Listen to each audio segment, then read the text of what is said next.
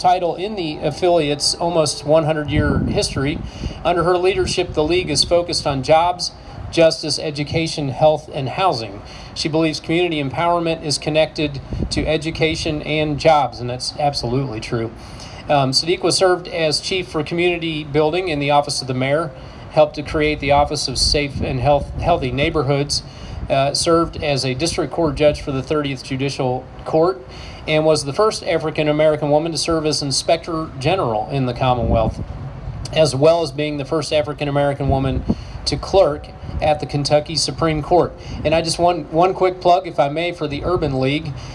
You'll recall that the Friends of the Jefferson County Public Law Library, the group that's putting on this event, has just started an expungement program for the indigent. Now, I know Urban League did the same thing on an even larger scale money-wise, and it just fascinates me. They opened the doors on the first day and had everybody, it was over. They had people around the block. And so when you talk justice and jobs, one thing that goes with that is the idea that folks who have old criminal convictions and are eligible to have them expunged under law need the opportunity to be able to do that. So I'm really happy to introduce Sadiqa and the great work of the Urban League, and hopefully we'll be able to follow up a little bit of that too. Thank you. Hello, everybody. So I am dressed for yoga today. We actually have 4th Street Live. I think we're going to have a whole yoga program starting at 12 o'clock. So please forgive my attire. But thank you all so much for allowing me to participate. Thank you for the wonderful introduction. As he said, the Louisville Urban League is focused on jobs, justice, education, health, and housing. And I think it is so important for all of us to understand that we have got to work to deal with root cause issues. And I think on Law Day is a very appropriate day to really talk about what are the root cause issues.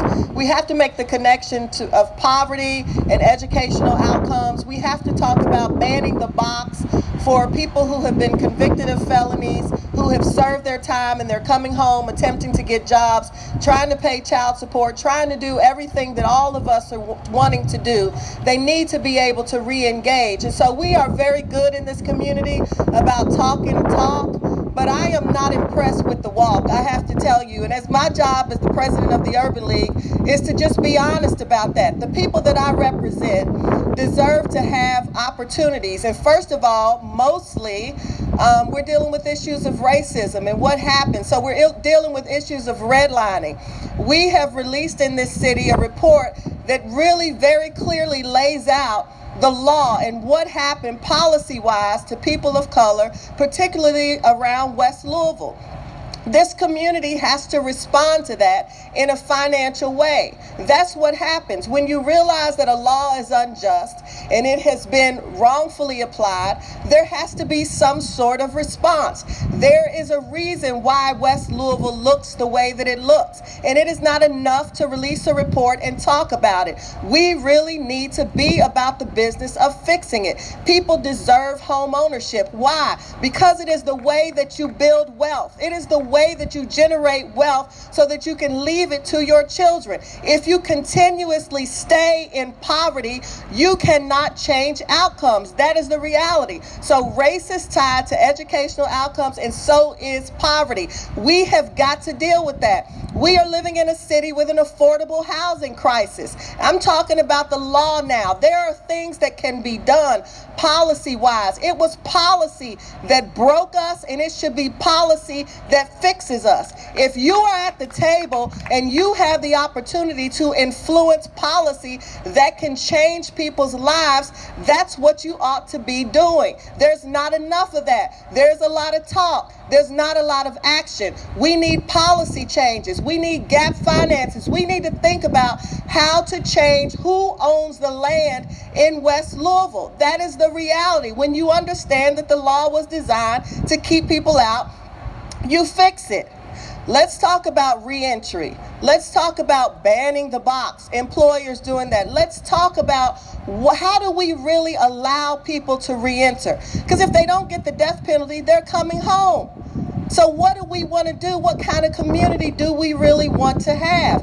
And let me say this. I love police officers. I love them. I had a cousin who was a police officer.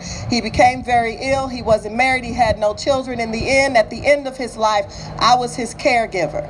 He was a good officer. He was a good man, and most of them are. Let's be honest about that. And I see them, but let me tell you something. There are challenges with policing in this city, in this country. And listen, please, I understand that part about how community has to do what they have to do.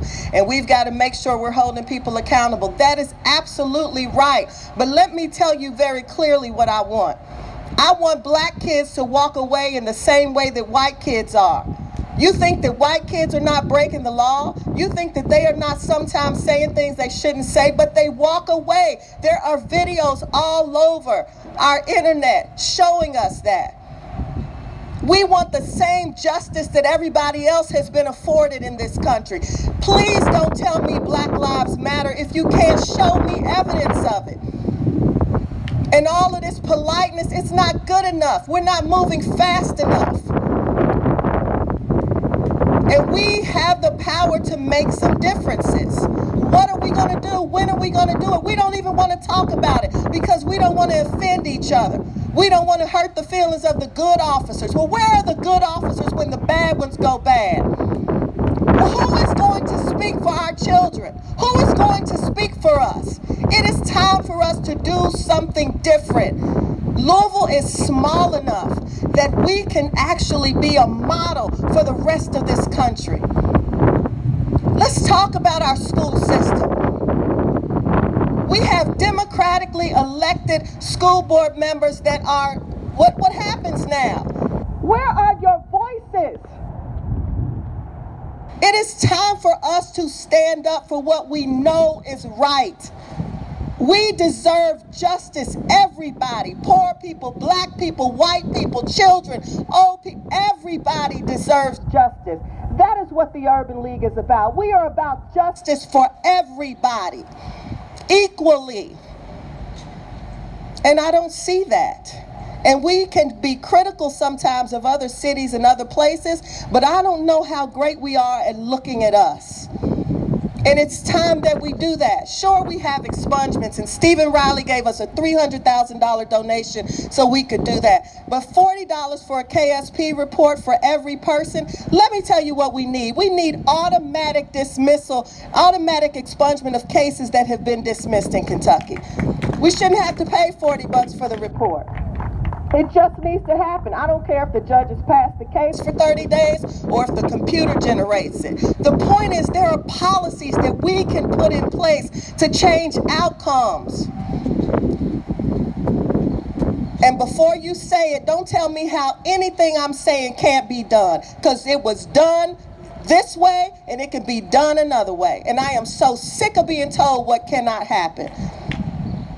It is time for us to make some changes, and we can do it in Louisville.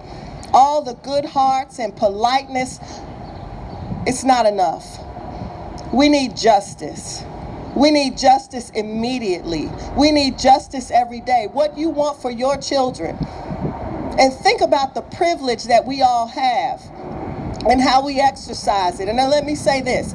If you somehow believe you are walking through this world and you don't have privilege, let me give you the best example, the one that I always give. When I worked for the city, we were really committed to making sure that the streets were cleared when it snowed, because you want to make sure everybody can get to work. So those snow plows go down the street and they clear it out.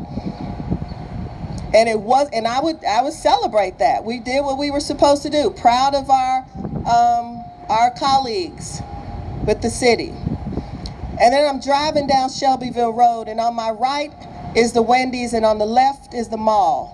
And I see a woman trying to maneuver over the hump in the snow that was created from the snow plows. And I realized I had the privilege of walking.